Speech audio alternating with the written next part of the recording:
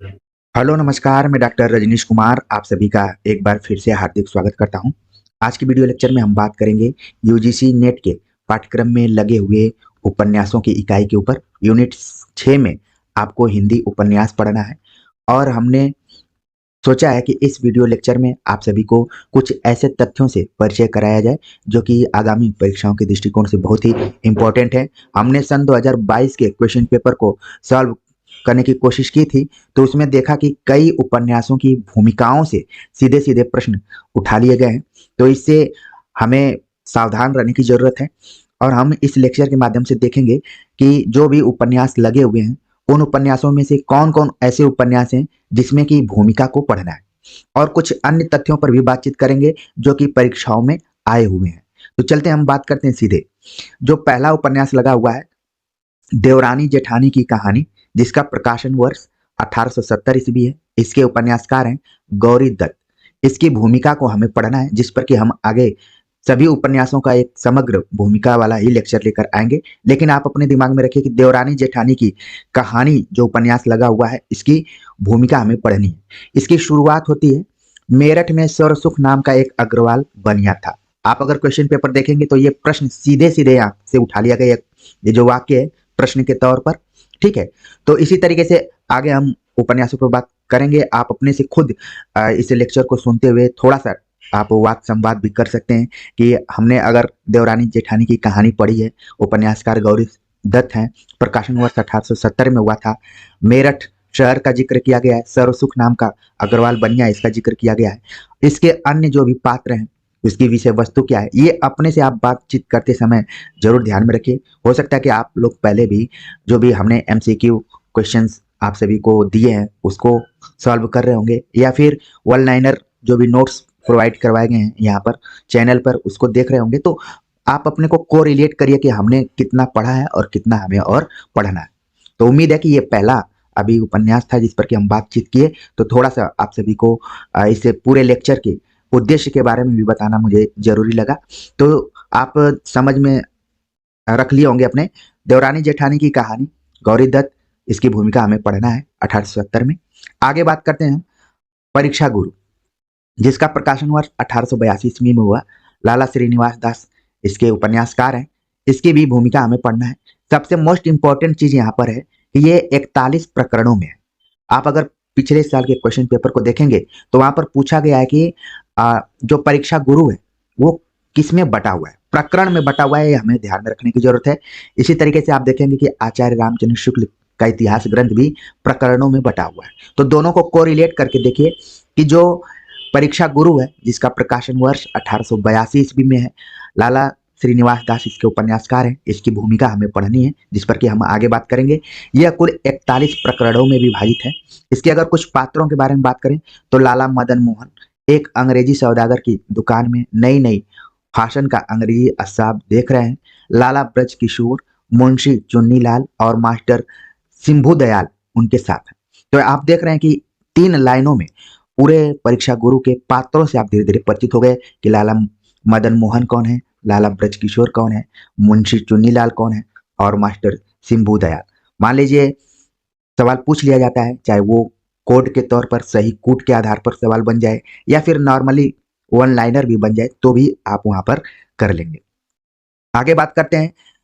अगला जो उपन्यास है गोदान, जिसका प्रकाशन वर्ष 1936 में, प्रेमचंद, इसकी भूमिका नहीं पढ़नी। बहुत सारे विद्यार्थियों के दिमाग में आ रहा होगा कि गोदान की लंबी चौड़ी भूमिका होगी। बिल्कुल इसकी भूमिका आपको पढ़नी ही नहीं है, सीधे सीधे इस उपन्यास की शुरुआत हो जाती है। यह कुल 36 भागों में विभाजित है, ये इंपॉर्टेंट चीज है। आप गोदान को पढ़ तो लिए होंगे लेकिन ध्यान में रखिए कि 36 भागों में है। इसकी शुरुआत कहां से होती है? होरी राम ने दोनों बैलों को सानी पानी देकर अपनी स्त्री धनिया से कहा, गोबर को ऊख गोड़ने भेज देना। आगे और पंक्ति शुरू होती है, वाद विवाद इन लोगों में होता है, मतलब संवाद योजना के थ्रू उपन्यास आगे बढ़ता है। और होरी कहता है, तू जो बात नहीं समझती उसमें टांग क्यों अड़ाती है भाई, मेरी लाठी दे दे और अपना काम देख। यह इसी मिलते जुलते रहने का प्रसाद है कि अब तक जान बची हुई है, नहीं कहीं पता न लगता कि किधर गए। तो अगर आपने उपन्यास को पढ़ा होगा तो होरी, जिसको कि हम सामान्य तौर पर तुरंत कह देते हैं होरी, लेकिन इसका पूरा नाम है होरी राम। तो तो आप देख रहे हैं कि पात्रों का भी मुख्य मुख्य जो पात्र हैं उनका भी शुरुआत में ही परिचय करा दिया गया है। ठीक है, तो इनको आप ध्यान में रखिए। वैसे गोदान से रिलेटेड सारी जानकारी आप अपने दिमाग में रखे होंगे, लेकिन कुछ ऐसी जानकारी हैं जिसके तरफ हमने कोशिश की है कि आप लोगों का ध्यान ले जाया जाए। आगे बात करते हैं हम। अगला जो उपन्यास है शेखर एक जीवनी, आपके सिलेबस में लिखा हुआ है शेखर एक जीवनी का पहला भाग हमें पढ़ना है, जो कि अज्ञेय का है। इसका प्रकाशन वर्ष 1940 ईस्वी में हुआ था और इसकी खास विशेषता ये है कि इसके कई संस्करण निकले हुए हैं। ये ज्यादा इंपॉर्टेंट यहाँ पर है कि प्रथम संस्करण 1940 में, द्वितीय संस्करण 1944 में, तृतीय संस्करण 1946 में, चतुर्थ संस्करण 1951 ना। तो ये आप बिल्कुल ध्यान में रखिए। पढ़ने के लिए आप प्रकाशन वर्ष इत्यादि जरूर ध्यान में रखे होंगे, लेकिन ये बहुत कम किताबों में आपको मिलने को मिलेगा, इसीलिए बार बार आपको रिवीजन करना चाहिए, बार बार नई जानकारियों से युक्त वीडियो लेक्चर को जरूर देखना चाहिए। हो सकता है कि कई ऐसे विद्यार्थी होंगे जो इसका स्क्रीनशॉट लेने के चक्कर में होंगे, लेकिन ये कोई मैं नई चीज नहीं बता रहा हूं, मैं भी किताबों को पढ़ता हूं, जो भी परीक्षा के दृष्टिकोण से हमें अच्छा लगता है और जरूरी लगता है उस पर वीडियो बनाने की कोशिश करता हूं। तो इसलिए कंसंट्रेट होके और वीडियो लेक्चर सुनते समय अपने से खुद बात करते हुए अगर आप सुनेंगे तो आपको जीवन भर चीजें याद हो जाएंगी, नहीं तो आप जीवन भर स्क्रीनशॉट लेते रह जाएंगे और मैटर को जुटाते रह जाएंगे और कुछ होगा नहीं। चलते हैं, फिर से हम बात करते हैं शेखर एक जीवनी, जिसका कि 4 संस्करण निकल चुका है और 4 संस्करण का यहाँ पर प्रकाशन वर्ष हमने बता दिया। मेन जो इसका प्रकाशन वर्ष था 1940 में प्रकाशित हुआ था, अज्ञेय द्वारा लिखा गया है। सच्चिदानंद हीरानंद वात्स्यायन अज्ञेय। इसी तरीके से आप लोग बातचीत अपने से खुद करते जाइए कि अज्ञेय जब मैं बोलूं तो पूरा नाम आपके दिमाग में कौदना चाहिए। इससे क्या होगा कि आपका आत्मविश्वास बढ़ेगा। हमें शेखर एक जीवनी की भूमिका पढ़नी है, बहुत लंबी चौड़ी भूमिका है, इसको हम बाद में डिस्कस करेंगे।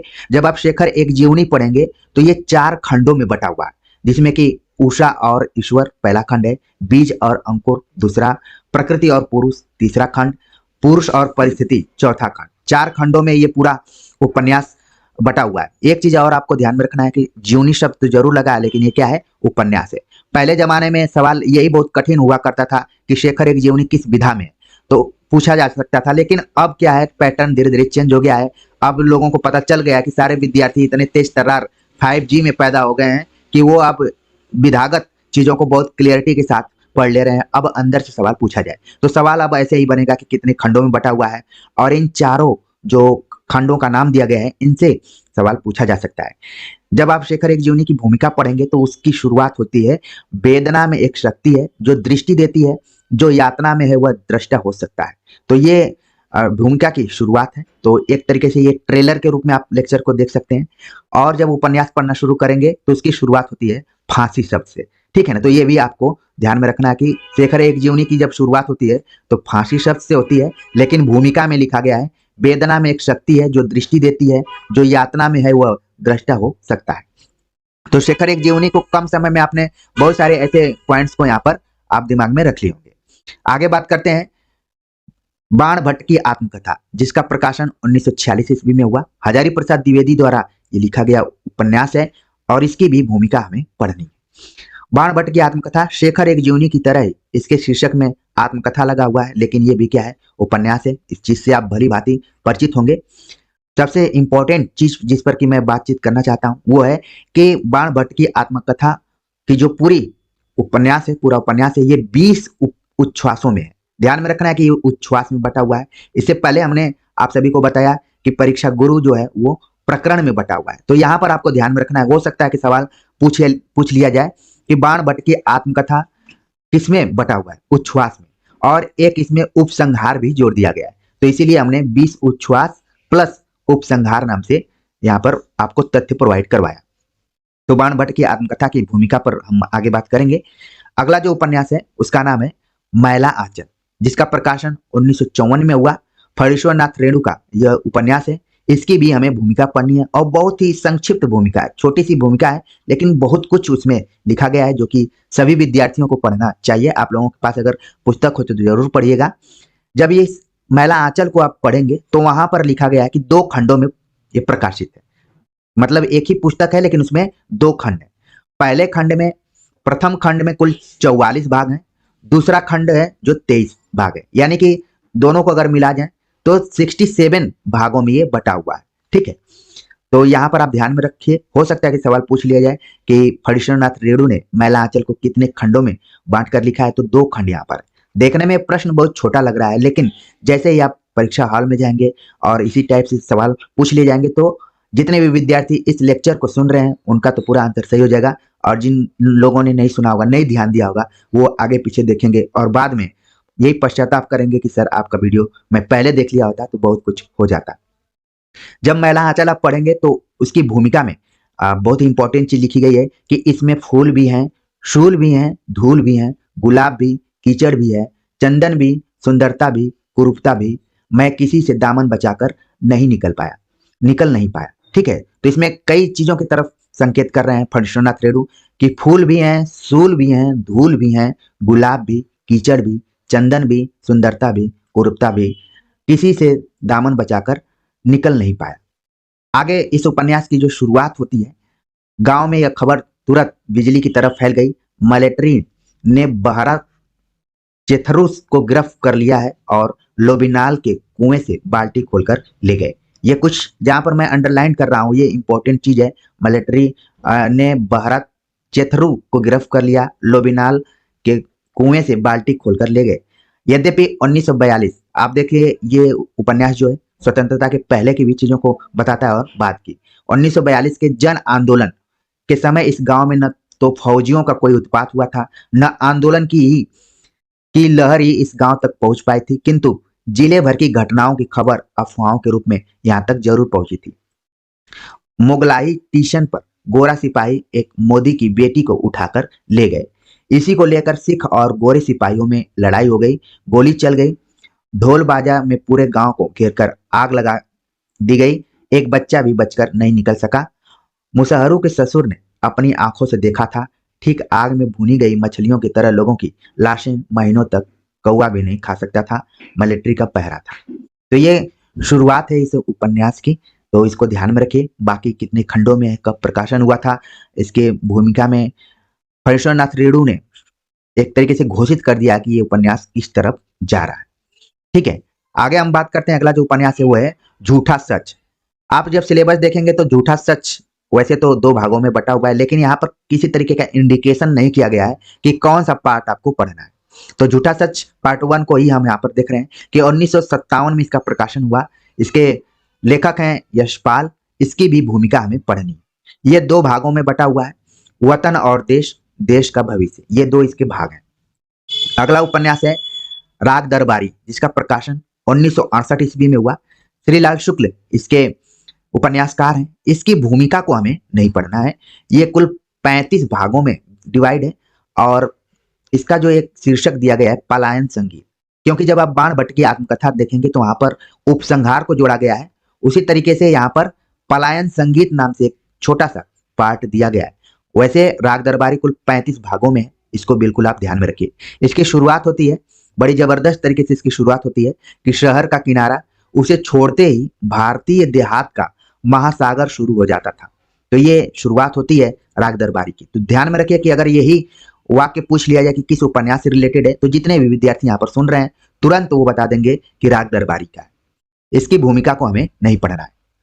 अगला उपन्यास है आपका बंटी, जिसका प्रकाशन हुआ 1971 ईस्वी में।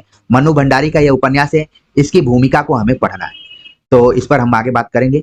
यह कुल 16 भागों में विभाजित है और इसकी शुरुआत होती है वह बांकुरा की एक सांझ थी। अगर मान लीजिए यही वाक्य परीक्षा में आ जाता है कि वह बांकुरा की एक सांझ थी, किस उपन्यास की शुरुआत होती है या फिर किस उपन्यास से जुड़ा हुआ है, तुरंत आप बता देंगे कि आपका बंटी से जुड़ा हुआ है। यह कुल 16 भागों में विभाजित है।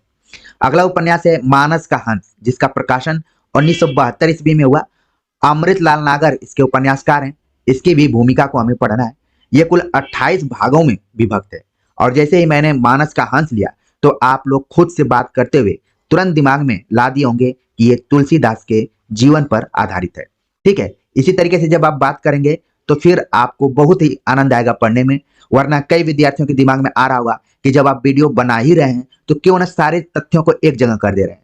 देखिए, पढ़ाई में अगर सारे तथ्य एक जगह आपको मिल जाएंगे तो फिर आप उससे भी बोर होने लगेंगे। लेकिन देखिए, यहाँ पर जो भी इंपॉर्टेंट चीजें, जो नई चीजें, आप तमाम किताबें अपने पास रखे होंगे, लेकिन ये सारी चीजें आपको वहां पर कम देखने को मिलेंगी। क्योंकि मैंने क्वेश्चन पेपर को देखा सन 2022 के, तो एक परीक्षार्थी को किन किन चीजों की जरूरत पड़ती है वो तुरंत मेरे दिमाग में आया और इस वीडियो को बनाने की कोशिश किया हूँ। हालांकि मैंने पूरे उपन्यासों की भूमिका लिख कर रख ली है और लगभग 40 पेज की भूमिका है, तो उस पर थोड़ा वक्त लगेगा, तो मैं सोचा कि वो लंबी वीडियो हो जाएगी, तो संक्षिप्त में आप लोगों का परिचय करा दिया जाए। चलते हैं, फिर से वापस चलते हैं। मानस का हंस, जिसका प्रकाशन 1972 में हुआ, अमृतलाल नागर इसकी भूमिका को हमें पढ़ना है। कुल 28 भागों में है। अगला जो उपन्यास है, आप देख रहे हैं कि धरती धन्य अपना, जिसका प्रकाशन सन 1972 ईस्वी में हुआ। जगदीश चंद्र इसके उपन्यासकार हैं। यह इसकी भूमिका हमें पढ़नी है, और जब आप भूमिका पढ़ेंगे तो देखेंगे मेरी ओर से इस तरीके से शीर्षक दिया गया है। इसके बाद पूरी चीजें उसमें लिखी गई हैं, और आपने पढ़ा भी होगा कि धरती धन्य अपना पंजाब के दलित जीवन संघर्ष पर आधारित है। इसकी शुरुआत होती है, काली जब गांव के निकट पहुंचा तो पांव फट चुकी थी। काली जब गांव के निकट पहुंचा तो पांव फट चुकी थी, यहां से शुरुआत होती है, और आपके दिमाग में तुरंत आ जाएगा कि धरती धन्य अपना का जो मुख्य पात्र है काली है। ठीक है, अगला उपन्यास है तमस, जिसका प्रकाशन 1973 ईस्वी में हुआ। भीष्म साहनी द्वारा लिखा गया है। इसकी भूमिका को हमें नहीं पढ़ना है, और इसकी शुरुआत होती है, आले में रखे दिए ने फिर से झपकी ली। तो यहां से इसकी शुरुआत होती है, तो ध्यान में रखिए कि अगर ये पंक्ति आ जाती है तो आप तमस से, तमस का मतलब अंधेरे से लिया जाता है। देखिए यहाँ पर इसीलिए आले में रखे दिए ने फिर से झपकी ली। जब दिया झपकी लेगा कहीं भी, आप लोग पता नहीं दिया देखे हैं कि नहीं देखे हैं, दिवाली में जरूर देखे होंगे, तो जब ये मान लीजिए बुझेगी तो वहां पर क्या होगा, एक तरीके से अंधेरा छा जाएगा। तो ये शीर्षक की तरफ संकेत किया गया है, लेकिन आगे जब आप कहानी पढ़ेंगे इसकी उपन्यास की, तो फिर आपको लगेगा कि ये तो देश विभाजन से जुड़ा हुआ है। और बातों ही बातों में आप लोगों ने जरूर अपने से बातचीत कर ली होगी कि हमने पढ़ा था कि तमस जो है वो देश विभाजन पर आधारित उपन्यास है। 1973 में इसका प्रकाशन हुआ, भीष्म साहनी द्वारा लिखा गया है। और अच्छी बात यह है कि भीष्म साहनी ने अपने बड़े भाई बलराज साहनी को यह समर्पित किया है। बलराज साहनी जो कि फिल्म इत्यादि में काम करते थे निर्देशक के तौर पर, उनको इन्होंने समर्पित किया है। आखिरी जो उपन्यास आपके सिलेबस में लगा हुआ है उसका नाम है जिंदगी नामा, जिसका प्रकाशन 1979 ईस्वी में हुआ। कृष्णा सोबती द्वारा लिखा गया है। इसकी भूमिका को हमें नहीं पढ़ना है।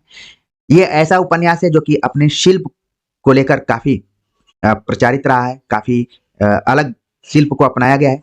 काव्यात्मक लहजे से इसकी शुरुआत होती है, और जो पंक्ति है, इतिहास जो नहीं है इतिहास जो है, इस टाइप से इसकी शुरुआत होती है। कृष्णा सोबती, जिंदगी नामा, इनका उपन्यास 1979 में प्रकाशित हुआ था। तो इस तरीके से इस छोटे से वीडियो लेक्चर में आप लोगों ने जो 13 उपन्यास लगे हुए हैं, उन 13 उपन्यासों के प्रकाशन वर्ष और उपन्यासकार, इसकी भूमिका किसकी किसकी पढ़नी है, और जो मेन तथ्य हैं उनसे आप परिचित हो गए होंगे। आपको अच्छा लगा होगा कि इस दृष्टि से भी हमें तैयारी करके जाना चाहिए। अगर मैं बात करूं इन 13 उपन्यासों में, तो कितने उपन्यास ऐसे हैं जिसकी की भूमिका हमें नहीं पढ़नी है। जहां तक मैंने कैलकुलेट किया तो इसमें से 4 ऐसे उपन्यास हैं जिनकी की भूमिका हमें नहीं पढ़नी। इससे ये पता चल रहा है कि कुल 9 उपन्यासों की हमें भूमिका को पढ़नी है, और इस तरीके से उन 9 उपन्यासों की हम भूमिका लेकर अगले लेक्चर में आएंगे। तब तक आप लोग अपनी पढ़ाई करते रहिए। जो भी पुराने वीडियोज हैं उनको जरूर देखिए, अपना मान कर देखिए, अपने लिए पढ़िए, क्योंकि हमने अब पब्लिक डोमेन में उन सारी वीडियोज को छोड़ दिया है, और आप लोगों को उसका उपयोग, उसका लाभ उठाना है। तो निश्चित तौर पर आप सभी का नेट जेआरएफ होगा, और नेट जेआरएफ ही नहीं होगा, आप असिस्टेंट प्रोफेसर भी बन जाएंगे, प्रवक्ता भी बन जाएंगे, सब कुछ बन जाएंगे। आपको बहुत अच्छा लगेगा कि हमने जहां से भी पढ़ाई की, ईमानदारी से पढ़ाई की, सच्चे दिल से पढ़ाई की। तो उम्मीद है कि यहाँ पर जुड़कर आप सभी को अच्छा लग रहा होगा। कमेंट्स कर जरूर बताइएगा, इस लेक्चर के बारे में भी बताइएगा। मिलते हैं एक नए टॉपिक के साथ, तब तक के लिए नमस्कार।